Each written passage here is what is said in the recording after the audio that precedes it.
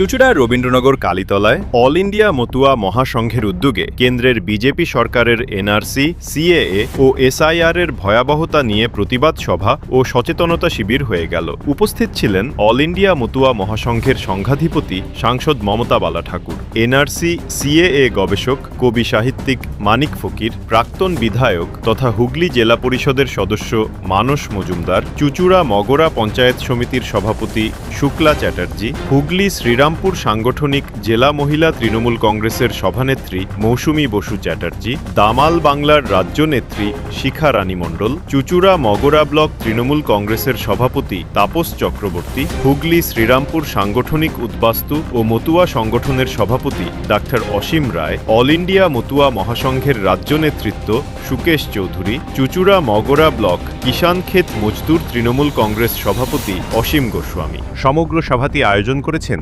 কোদালিয়া ১ নম্বর block Trinamool কংগ্রেসের সভাপতি শুভেন্দু গড়াই ও কোদালিয়া ২ নম্বর অঞ্চলের প্রাক্তন প্রধান বিদ্যুৎ বিশ্বাস।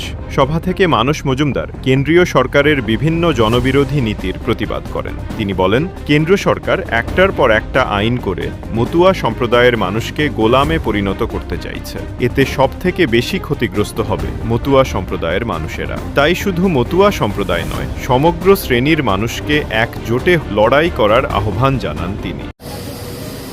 দেখুন, একটা কঠিন সবার মধ্যে দিয়ে আমরা এগিয়ে চলেছি। আমরা এখনো আনন্দ করি, উৎসব করি, আমরা ভোটে দাঁড়ানোর কথা ভাবি, আমরা সম্প্রতি বৃদ্ধির কথা ভাবি, আমরা কিন্তু ভেবেই চলেছি আমরা যারা দেশভাগে বলি হওয়া মানুষ। কিন্তু কেন্দ্রের বিজেপি সরকার, সেই সরকার যে আমাদের নিয়ে আরো বেশি করে ভেবেছে, দেশে ভেবে ভেবে কঠিন আইন তৈরি করেছে আমাদের বাড়ার জন্য, সেটা আমরা ভাবি না।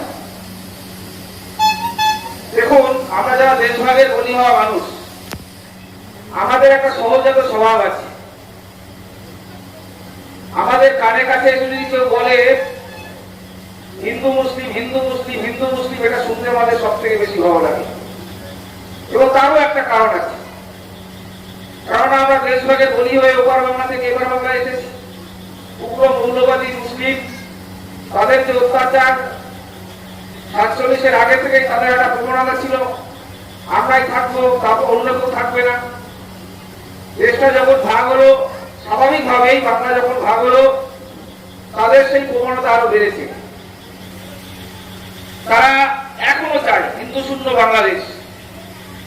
এবং এই উগ্র মৌলবাদী মুসলিম একটা বড় অংশ বাংলাদেশে, তাদের যে এই হিন্দু শূন্য বাংলাদেশ তৈরি করার যে প্রয়াস, সেই প্রয়াসের কারণেই বাংলাদেশ থেকে দিনের পর দিন হিন্দুর সংখ্যা কমছে।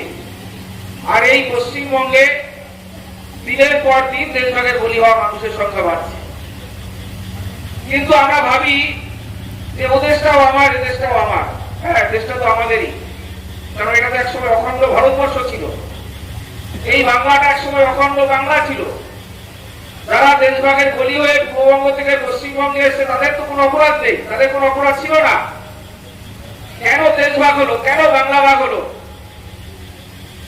দেশ যারা ভাগ করেছে, বাংলা যারা ভাগ করেছে, তারা তো ভাগ করার পরে কথা দিয়েছিল দুই বাংলার মানুষের কাছে, ভারতবর্ষের মানুষের কাছে, পূর্ব পাকিস্তানের মানুষের কাছে, যে দেশ ভাগ হলেও ধাপে ধাপে তোমরা বাংলাদেশ থেকে এদেশে এসো, একবারে আসবে না। এবং তারা তো কথা দিয়েছিল যে ওদের থেকে যদি ভবিষ্যতে কেউ এদেশে আসে, তাদের কোনো অসুবিধা হবে না, তারা এদেশের যারা মানুষ তাদের সাথে তারা যেভাবে বসবাস করে একইভাবে বসবাস করবে। তাহলে আজকে কেন, কি কারণে এই ভয়ানক আইন? একটা সময় কংগ্রেস ভারতবর্ষের শাসনে ছিল। কংগ্রেস যখন ক্ষমতায় ছিল, আমরা দেখেছি কংগ্রেস যে আইনগুলো তৈরি করেছে, নাগরিকত্ব আইন, সেই নাগরিকত্ব আইনে পূর্ববঙ্গ থেকে পশ্চিমবঙ্গে আসা উদ্বাস্তু মতুয়া নমশিল্প মানুষের, সব শ্রেণীর মানুষের নাগরিকত্ব পাওয়ার সুযোগ ছিল না। কিছু সংখ্যক মানুষ যারা বৈধভাবে পূর্ববঙ্গ থেকে পশ্চিমবঙ্গে এসে ভোটার লিস্টে নাম তুলেছে, সেই বৈধ ভাবে আসা মানুষরাই নাগরিকত্বের সুযোগ পেয়েছে। আবার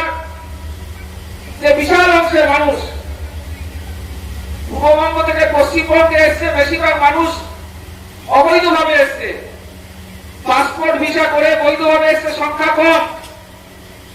কিন্তু এই সরকার, এই দেশের সরকার, না অতীতের সরকার না বর্তমান সরকার, এই যে বড় অংশের হিন্দু যারা কথায় হিন্দুদের কথা বলে, তাদের সকলের জন্য নাগরিকত্ব আইন তৈরি করলো না।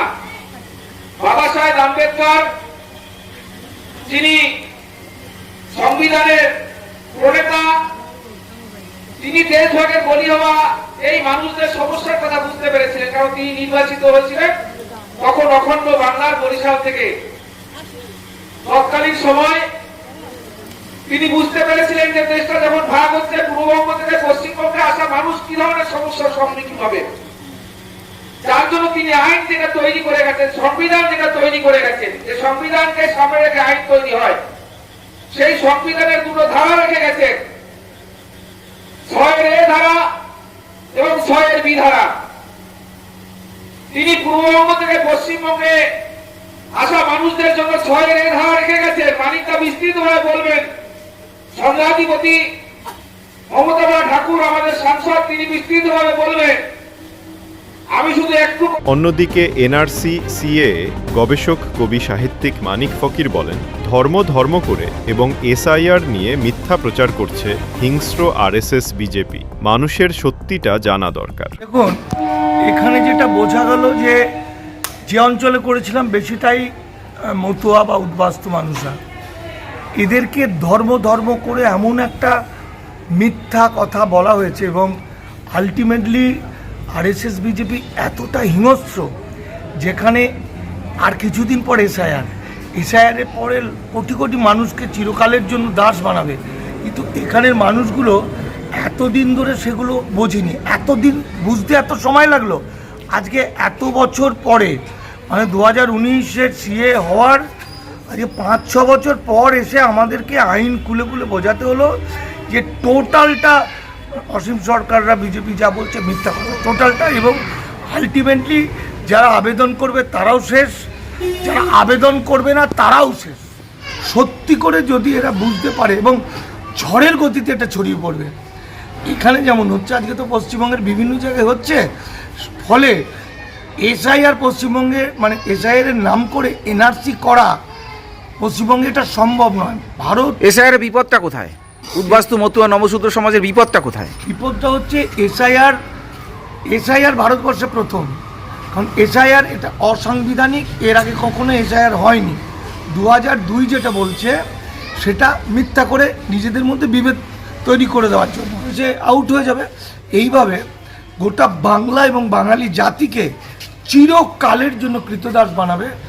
এটা হচ্ছে এনআরসি, কিন্তু এটা ভয়াবহ NRC, immigration and foreigners act, যেটা 4 এপ্রিল এই বছর আমাদের দেশে আইন হয়, এই 1 সেপ্টেম্বর লাগু হয়। যে আইনে বলা হচ্ছে যে 14 থেকে 24-এর মধ্যে যারা এসছে তাদের হিন্দু হলে তাদেরকে ভারত ছাড়া করবো না, তারা ভারতেই থাকবে। হিন্দু হৃদয় সম্রাট ভালোবাসাবাসি করে তিনি ভারতেই রাখবে, কিন্তু কোথায় রাখবে? বলছে যে এই যে 52 সাল থেকে যারা এসছেন অবৈধ অনুপ্রবেশকারী, তারা একটা পোর্টালে আবেদন করতে হবে, শরণার্থী হওয়ার পোর্টাল। যখনই সে শরণার্থী হওয়ার জন্য আবেদন করবে তখন সে শরণার্থী হবে, তাকে আর ডিটেনশন ক্যাম্পে যেতে হবে না। কিন্তু শরণার্থীর আবেদন না করলে ডিটেনশন ক্যাম্প, আর শরণার্থী আবেদন করলে সে আইনত শরণার্থী হবে।